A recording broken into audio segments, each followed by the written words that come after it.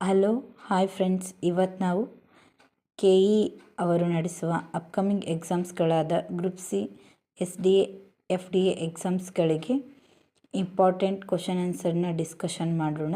ಇವು ಮುಂಚೆ ಬಹಳಷ್ಟು ರಿಪೀಟ್ ಆಗಿರೋ ಕ್ವಶನ್ಸು ಮತ್ತು ಮುಂದೆ ಕೇಳ್ಬೋದಾದಂಥ ಕ್ವಶನ್ಸ್ ಇದ್ದಾವೆ. ಒಂದು ಸತಿ ಅಲ್ಲ, ಎರಡೆರಡು ಸತಿ ವಿಡಿಯೋನ ನೋಡಿ ತಲೆಯಲ್ಲಿ ಉಳಿತಾ ಬಾಯಟ್ ಆಗುತ್ತಾ. ಓಕೆನಾ ಫ್ರೆಂಡ್ಸ್? ಬನ್ನಿ ಫ್ರೆಂಡ್ಸ್, ವಿಡಿಯೋ ಸ್ಟಾರ್ಟ್ ಮಾಡೋಣ.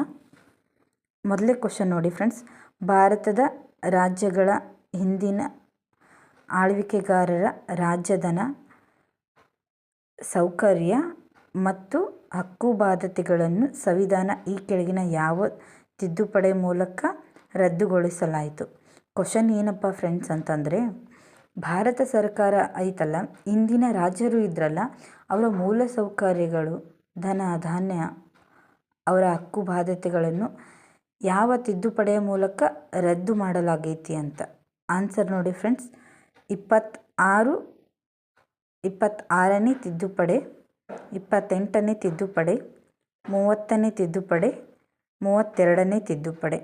ನೀವು ಹಾಗೆ ಕಮೆಂಟ್ ಮಾಡ್ತಾ ಇರಿ ಫ್ರೆಂಡ್ಸ್.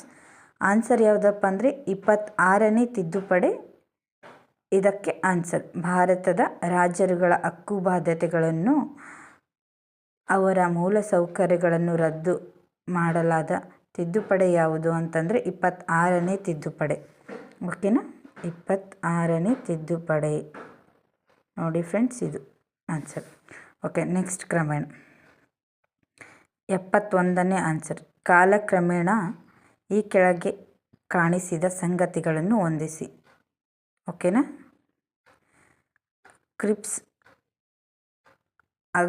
ಕ್ರಿಪ್ಸ್ ನಿಯೋಗ ನೋಡಿ ಫ್ರೆಂಡ್ಸ್, ಆಗಸ್ಟ್ ಕೊಡುಗೆ, ಸಿಮ್ಲಾ ಪರಿಷತ್ತು, ಕ್ರಿಪ್ಸ್ ನಿಯೋಗ, ಕ್ಯಾಬಿನೆಟ್ ಮಿಷನ್. ಇದೆಲ್ಲ ಯಾವಾಗ ಆಯಿತು, ಇದರ ಕಾಲಕ್ರಮೇಣ ಏನು ಅಂತ ನೋಡಿ ಫ್ರೆಂಡ್ಸ್. ಇದರ ಸರಿಯಾದ ಉತ್ತರ ACBD. ಫಸ್ಟ್ ಯಾವುದು ಬರುತ್ತಾ? ಎ ಆಗಸ್ಟ್ ಕೊಡುಗೆ, ಆಮೇಲೆ ಯಾವುದು ಸಿ ಕ್ರಿಪ್ಸ್ ನಿಯೋಗ, ಆಮೇಲೆ ಬಿ ಬರುತ್ತೆ. ಬಿ ಯಾವುದು? ಸಿಮ್ಲಾ ಪರಿಷತ್ತು, ಆಮೇಲೆ ಕ್ಯಾಬಿನೆಟ್ ಮಿಷನ್. ನಿಮಗೆಲ್ಲರಿಗೂ ಇದು ನಾರ್ಮಲಿ ಗೊತ್ತಿರುತ್ತೆ. ಸೀರಿಯಲ್ ಆಗಿ ಇಸ್ವಿಗಳನ್ನು ನೋಡ್ತಾ ಹೊಂದಾಣಿಕೆ ಮಾಡ್ಕೊತ ಹೋಗಿ. ಖ್ಯಾತ ಗಾಂಧಿವಾದಿ ಮತ್ತು ಸ್ವತಂತ್ರ ಹೋರಾಟಗಾರ ಕೆ.ಇ. ಮಾಮೇಯನ್ ಅವರು ಇತ್ತೀಚೆಗೆ ನಮ್ಮನ್ನಗಲಿದರು. ಇವರು ಈ ಕೆಳಗಿನ ಯಾವ ರಾಜ್ಯಕ್ಕೆ ಸೇರಿದರು? ಖ್ಯಾತ ಗಾಂಧಿವಾದಿ ಮತ್ತು ಸ್ವತಂತ್ರ ಹೋರಾಟಗಾರರಾದ ಕೆ. ಮಾಮನ್ ಅವರು ಇತ್ತೀಚೆಗೆ ನಮ್ಮನ್ನಗಲಿದರು. ಅವರು ಈ ಕೆಳಗಿನ ಯಾವ ರಾಜ್ಯದವರು? ಮಾಮೇಯನ್ ಅವರು ಯಾವ ರಾಜ್ಯದವರು ಅಂತ ಇಲ್ಲಿರೋ ಕ್ವಶನ್ನು. ಈ ಕ್ವಶನ್ನಿಗೆ ಆನ್ಸರ್ ನೋಡಿ ಫ್ರೆಂಡ್ಸ್, ಇವರು ಕೇರಳ ರಾಜ್ಯದವರು. ಓಕೆನಾ? ಆನ್ಸರ್ ಯಾವುದಪ್ಪ ಅಂದರೆ ಕೇರಳ ರಾಜ್ಯದವರು. ಮಾಮೇಯನ್ ಅವರು ಕೇರಳ ರಾಜ್ಯದವರು. ಮತ್ತು ನೆಕ್ಸ್ಟ್ ಕ್ವಶನ್ ನೋಡಿ ಫ್ರೆಂಡ್ಸ್, ಏನಪ್ಪ ಅಂದರೆ ಇನ್ನರ್ ಲೈನ್ ಪರ್ಮಿಟ್ LIP ಎಂಬುದು ಒಂದು ಅಧಿಕೃತ ಪ್ರಮಾಣ ದಾಖಲೆಯಾಗಿದ್ದು, ಭಾರತ ಸರ್ಕಾರ ಇದನ್ನು ಜಾರಿ ಮಾಡಿದ್ದು ಭಾರತೀಯ ಪ್ರಜೆಯೊಬ್ಬ ನಿರ್ದಿಷ್ಟಗೊಳಿಸಿದ ರಾಜ್ಯಗಳಲ್ಲಿ ಸಂರಕ್ಷಿತ ಪ್ರದೇಶದಲ್ಲಿ ಒಂದು ನಿಯಮಿತ ಅವಧಿಯಲ್ಲಿ ಒಳಭಾಗದಲ್ಲಿ ಸಂಚರಿಸಲು ಅನುಮತಿಸುತ್ತದೆ. ಈ ಕೆಳಗಿನ ಯಾವ ರಾಜ್ಯಗಳಿಗೆ ಭಾರತೀಯ ಪ್ರಜೆಗಳು ಈ ರಾಜ್ಯದ ಹೊರಭಾಗದಲ್ಲಿ ಸುರಕ್ಷಿತ ಪ್ರದೇಶದಲ್ಲಿ ಸಂಚರಿಸಲು ILP ಅವಶ್ಯಕವಾಗಿದೆ? ILP ಯಾವುದಕ್ಕೆ ಅವಶ್ಯಕವಾಗಿದೆ? ಈ ಯಾವ ರಾಜ್ಯಗಳಲ್ಲಿ ಸುರಕ್ಷಿತವಾಗಿ ಓಡಾಡೋಕ್ಕೆ ILP ಅವಶ್ಯಕ ಅಂತಂದರೆ ಆನ್ಸರ್ ನೋಡಿ ಫ್ರೆಂಡ್ಸ್, ಬಿ ಯಾವುದಪ್ಪ ಅಂತಂದರೆ ಮಿಜೋರಾಂ, ಸಿ ನಾಗಾಲ್ಯಾಂಡ್, ಡಿ ಅರುಣಾಚಲ್ ಪ್ರದೇಶ್. ಇವೆಲ್ಲ ರಾಜ್ಯಗಳಿಗೂ ಓಡಾಡೋಕ್ಕೆ ILP ಅವಶ್ಯಕವಾಗಿದೆ. ಓಕೆನಾ ಫ್ರೆಂಡ್ಸ್? ನೆಕ್ಸ್ಟ್ ಕ್ವಶನ್ ನೋಡಿ ಫ್ರೆಂಡ್ಸ್, ಏನಪ್ಪ ಅಂದರೆ ಇಲ್ಲಿ ಹೊಂದಿಸಿ ಬರೆಯಿರಿದೆ.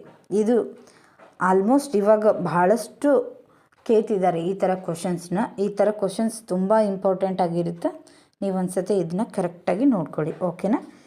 ಕ್ವಶನ್ ಏನಪ್ಪ ಅಂದರೆ ಈ ಕಡೆ ಒಂದು ಪಟ್ಟಿ ಒಂದರಲ್ಲಿ ಏನಿದೆ ಅನುಚ್ಛೇದಗಳು, ಸಂವಿಧಾನದ ಅನುಚ್ಛೇದಗಳು, ಇಲ್ಲಿ ವಿಷಯಗಳಿದ್ದಾವೆ, ಓಕೆನಾ.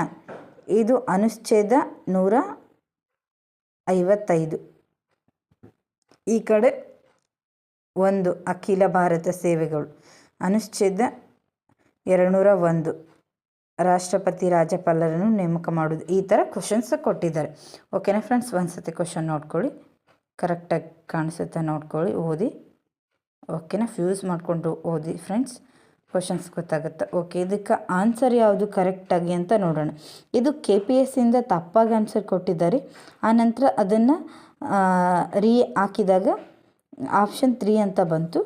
ಇದನ್ನು ನೋಡಿ ಫ್ರೆಂಡ್ಸ್, ಆಪ್ಷನ್ 3 ಇಲ್ಲಿದೆ ನೋಡಿ.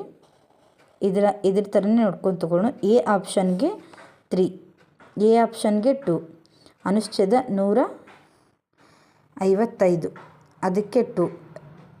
155 ಅನುಚ್ಛೇದ ಏನು ಹೇಳುತ್ತಪ್ಪ ಅಂದ್ರೆ, ರಾಷ್ಟ್ರಪತಿಯು ರಾಜ್ಯಪಾಲರನ್ನು ನೇಮಕ ಮಾಡುವ ಅಧಿಕಾರ ಐತಿ. ರಾಷ್ಟ್ರಪತಿಗೆ ರಾಜ್ಯಪಾಲರನ್ನು ನೇಮಕ ಮಾಡುವ ಅಧಿಕಾರ ಅನುಚ್ಛೇದ ಯಾವುದಪ್ಪ ಅಂದ್ರೆ 155, ಓಕೆನಾ. ನೆಕ್ಸ್ಟ್ ನೋಡಿ ಫ್ರೆಂಡ್ಸ್, ಅನುಚ್ಛೇದ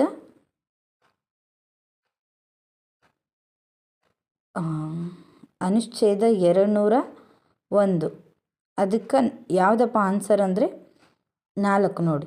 ರಾಜ್ಯಪಾಲನು ರಾಷ್ಟ್ರಪತಿಗಳ ಪರಿಗಣನೆಗೆ ಕಾದಿರಿಸುವ ಮಸೂದೆಗಳು. ರಾಜ್ಯಪಾಲರು ರಾಷ್ಟ್ರಪತಿಗಳ ಪರಿಗಣನೆಗೆ ಕಾದಿರಿಸುವ ಮಸೂದೆಗಳು. ಇದು ನೋಡಿ ಫ್ರೆಂಡ್ಸ್, 201 ಅನುಚ್ಛೇದ ಏನು ಹೇಳುತ್ತಪ್ಪ ಅಂದ್ರೆ, ರಾಜ್ಯಪಾಲರು ರಾಷ್ಟ್ರಪತಿಗಳ ಪರಿಗಣನೆಗೆ ಕಾದಿರಿಸುವ ಮಸೂದೆಗಳ ಬಗ್ಗೆ ಯಾವ್ದು ಹೇಳುತ್ತಪ್ಪ ಅಂದ್ರೆ ಅನುಚ್ಛೇದ 213. ಇವಾಗ ನೋಡಿ ಫ್ರೆಂಡ್ಸ್, 213 ಅಲ್ಲ 201 ಯಾವುದು 201 ಅನುಚ್ಛೇದ ಏನು ಹೇಳುತ್ತಪ್ಪ ಅಂತಂದ್ರೆ, ರಾಜ್ಯಪಾಲರು ರಾಷ್ಟ್ರಪತಿಗಳ ಪರಿಗಣನೆಗೆ ಕಾದಿರಿಸುವ ಕಾಯ್ದೆ ಅಥವಾ ಮಸೂದೆಗಳು ಯಾವುದು ಎಂಬುದನ್ನು 201ನೇ ಅನುಚ್ಛೇದ ಹೇಳುತ್ತೆ. ಇವಾಗ 213ನೇ ಅನುಚ್ಛೇದ ಏನು ಹೇಳುತ್ತಪ್ಪ ಅಂದರೆ, 3ನೇದು, ಕೆಲವೊಂದು ವಿಷಯಗಳ ಬಗ್ಗೆ ರಾಜ್ಯಪಾಲರ ಸುಗ್ರೀವಾಜ್ಞೆಯನ್ನು ಹೊರಡಿಸುವ ಅಧಿಕಾರಗಳು. ಕೆಲವೊಂದು ವಿಷಯಗಳ ಬಗ್ಗೆ ರಾಜ್ಯಪಾಲರಿಗೆ ಸುಗ್ರೀವಾಜ್ಞೆಗಳನ್ನು ಹೊರಡಿಸುವ ರಾಷ್ಟ್ರಪತಿಯು ಸೂಚನೆಗಳನ್ನು ನೀಡುವ ಬಗ್ಗೆ, ಓಕೆನಾ. ಅನುಚ್ಛೇದ ಡಿ 312, ಅನುಚ್ಛೇದ ಡಿ 312 ಏನು ಹೇಳುತ್ತಪ್ಪ ಅಂದರೆ, ಅಖಿಲ ಭಾರತ ಸೇವೆಗಳು. ಅನುಚ್ಛೇದ 312 ಯಾವುದು ಹೇಳುತ್ತಪ್ಪ ಅಂತಂದರೆ, ಅಖಿಲ ಭಾರತ ಸೇವೆಗಳ ಬಗ್ಗೆ 312ನೇ ಅನುಚ್ಛೇದ ಹೇಳುತ್ತೆ, ಓಕೆನಾ ಫ್ರೆಂಡ್ಸ್. ನೆಕ್ಸ್ಟ್ ನೋಡೋಣ ಫ್ರೆಂಡ್ಸ್, ನೆಕ್ಸ್ಟ್ ಕ್ವಶನ್ ಯಾವುದು ಅಂತ.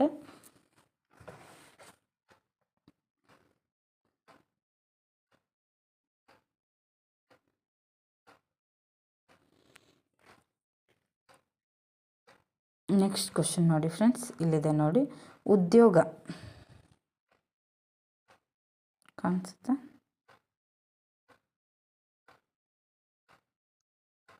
ಉದ್ಯೋಗ ಸ್ಥಿತಿಸ್ಥಾಪಕತೆ ಮತ್ತು ಈ ಕೆಳಗಿನ ಯಾವುದಕ್ಕೆ ಸಂಬಂಧಿಸಿದೆ? ಉದ್ಯೋಗ ಸ್ಥಿತಿಸ್ಥಾಪಕತೆ ಈ ಕೆಳಗಿನ ಯಾವುದಕ್ಕೆ ಸಂಬಂಧಿಸಿದೆ? 1% ಬಿಂದು ಆರ್ಥಿಕ ಬೆಳವಣಿಗೆಯೊಂದಿಗೆ ಉದ್ಯೋಗದ ಶೇಕಡಾವಾರು ಬದಲಾವಣೆ. 1% ಬಿಂದು ಆರ್ಥಿಕ ಬೆಳವಣಿಗೆ, ಉದ್ಯೋಗದ ಸ್ಥಿತಿಸ್ಥಾಪಕತ್ವ, ಶೇಕಡಾವಾರು ಬದಲಾವಣೆಗೆ ಉದ್ಯೋಗದ ಸ್ಥಿತಿಸ್ಥಾಪಕತ್ವ, ಇದು ರಿಲೇಟೆಡ್ ಐತಿ ಅಂತ. ನೆಕ್ಸ್ಟ್ ಕ್ವಶನ್ ನೋಡಿ ಫ್ರೆಂಡ್ಸ್, ಯಾವುದು ಅಂತಂದರೆ ಇದು ನೋಡಿ ಫ್ರೆಂಡ್ಸ್, ಭಾಳ ಕ್ವಶನಲ್ಲಿ ಕೇಳಿದ್ದಾರೆ, ಕಾಣಿಸುತ್ತಾ ಅಂದ್ಕೊತೀನಿ. ಓಕೆ, ಈ ಕೆಳಗಿನ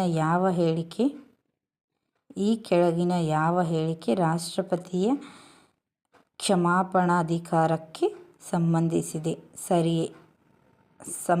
ಸಂಬಂಧಿಸಿದಂತೆ ಸರಿಯಾಗಿದೆ. ಓಕೆ, ಇಲ್ಲಿ ನೋಡಿ, ನ್ಯಾಯಾಂಗದ ನಿರ್ಣಯದ ಗಲ್ಲು ಶಿಕ್ಷೆಗೆ ಸಂಬಂಧಿಸಿದಂತೆ ಇವರ ಕ್ಷಮಾಪಣಾ ಅಧಿಕಾರವು ಇರುತ್ತದೆ. ನ್ಯಾಯಾಂಗ ನಿರ್ಣಯಕ್ಕೆ ಗಲ್ಲು ಶಿಕ್ಷೆಗೆ ಸಂಬಂಧಿಸಿದಂತೆ ರಾಷ್ಟ್ರಪತಿಯವರ ನಿರ್ಣಯ ಇರುತ್ತಾ ಅಂತ ಆಪ್ಷನ್ ಎಯಲ್ಲಿ ಹೇಳಲಾಗೈತಿ. ನೆಕ್ಸ್ಟ್ ನೋಡಿ ಫ್ರೆಂಡ್ಸ್, ಏನಪ್ಪ ಅಂದರೆ ಇವರಿಗೆ ಭೂ ಕೇಂದ್ರ ಅಥವಾ ರಾಜ್ಯ ಕಾನೂನಿಗೆ ವಿರುದ್ಧವಾದ ಯಾವುದೇ ಅಪರಾಧಕ್ಕೆ ಸಂಬಂಧಿಸಿದ ಶಿಕ್ಷೆಯನ್ನು ಮುಂದೂಡುವ ಮತ್ತು ತಡೆಗಟ್ಟುವ ಅಧಿಕಾರ ಇವರಿಗೆ ಇರುತ್ತೆ. ಇವರಿಗೆ ಭೂ ಕೇಂದ್ರ ಅಥವಾ ರಾಜ್ಯ ಕಾನೂನಿಗೆ ವಿರೋಧವಾಗಿದ್ದ ಯಾವುದೇ ಅಪರಾಧಕ್ಕೆ ಸಂಬಂಧಿಸಿದ ಶಿಕ್ಷೆಯನ್ನು ಮುಂದೂಡುವ ಮತ್ತು ತಡೆಗಟ್ಟುವ ಅಧಿಕಾರ ಯಾರಿಗಿರುತ್ತೆ? ರಾಷ್ಟ್ರಪತಿಯವರಿಗಿರುತ್ತಾ ಅಂತ ಕ್ವಶನ್ನಲ್ಲಿದೆ. ಇವರೊಬ್ಬರೇ ಮರಣದಂಡನೆಗೆ ಸಂಬಂಧಿಸಿದ ಕ್ಷಮಾ ನಿರ್ಣಯವನ್ನು ಕೈಗೊಳ್ಳಬಹುದು. ಇದರಲ್ಲಿ ಆಪ್ಷನ್ ಯಾವುದು ಅಂತಂದರೆ ಆಪ್ಷನ್ 3 ಎ ಮತ್ತು ಸಿ. ಏನೈತಿ ಅಂತಂದ್ರೆ ನೋಡಿ ಫ್ರೆಂಡ್ಸ್, ಏನೈತಿ ಅಂತಂದ್ರೆ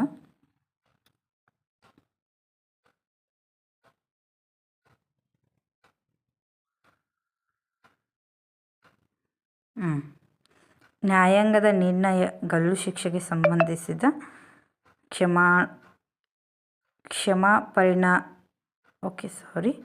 ನ್ಯಾಯಾಂಗ ನಿರ್ಣಯದ ಗಲ್ಲು ಶಿಕ್ಷೆಗೆ ಸಂಬಂಧಿಸಿದಂತೆ ಕ್ಷಮಾಪಣಾ ಅಧಿಕಾರವು ಇವರಿಗಿರುತ್ತದೆ. ಗಲ್ಲು ಶಿಕ್ಷೆಗೆ ಸಂಬಂಧಿಸಿದಂತೆ. ಅದೇ ರೀತಿ ಇಲ್ಲೊಂದು ಇವರೊಬ್ಬರೇ ಮರಣದಂಡನೆಗೆ ಸಂಬಂಧಿಸಿದ ಕ್ಷಮಾ ನಿರ್ಣಯ ಕೈಗೊಳ್ಳುವ ಅಧಿಕಾರ ಇರ್ತದೆ. ಓಕೆ, ಎ ಮತ್ತು ಸಿ ಎರಡು ಆಪ್ಷನ್ ಇದ್ದಾವೆ ನೋಡಿ ಫ್ರೆಂಡ್ಸ್. ಇವೆರಡು ರಾಷ್ಟ್ರಪತಿಯವರ ಅಧಿಕಾರಕ್ಕೆ ಸಂಬಂಧಿಸಿದೈತಿ. ಎ ಮತ್ತು ಸಿ, ಬಿ ಆಗೋದಿಲ್ಲ. ಇದೇ ರೀತಿ ಭಾಳಷ್ಟು ಕ್ವಶನ್ಸ್ ಬರ್ತಾವೆ, ನೀವು ನೋಡ್ಕೊಂಡಿರಿ. ಓಕೆ ಫ್ರೆಂಡ್ಸ್, ಈಗ ನೆಕ್ಸ್ಟ್ ಕ್ವಶನ್ ಏನಪ್ಪ ಅಂತಂದ್ರೆ ಅವನು ರಾಣಿ ಚೆನ್ನಮ್ಮನ ಸೇನಾ ದಂಡನಾಯಕನಾಗಿದ್ದು ಗೆರಿಲ್ಲಾ ತಂತ್ರದಿಂದ ಬ್ರಿಟಿಷರೊಡನೆ ಹೋರಾಟ ನಡೆಸಿದ್ದ. ಆ ಕರ್ನಾಟಕದ ಪ್ರಸಿದ್ಧ ಸ್ವತಂತ್ರ ಹೋರಾಟಗಾರ ಯಾರು? ಕ್ವಶನ್ ಇನ್ನೊಂದು ಸತಿ ಓದ್ತೀನಿ ನೋಡಿ ಫ್ರೆಂಡ್ಸ್. ಅವನು ರಾಣಿ ಚೆನ್ನಮ್ಮ ಸೇನಾ ದಂಡನಾಯಕನಾಗಿದ್ದು ಚೆನ್ನಮ್ಮನ ಸೇನಾ ದಂಡನಾಯಕನಾಗಿದ್ದನು. ಗೆರಿಲ್ಲಾ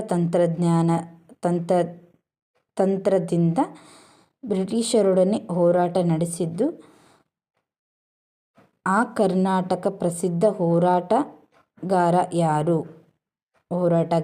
ಯಾರು? ಆಪ್ಷನ್ಸ್ ನೋಡಿ ಫ್ರೆಂಡ್ಸ್.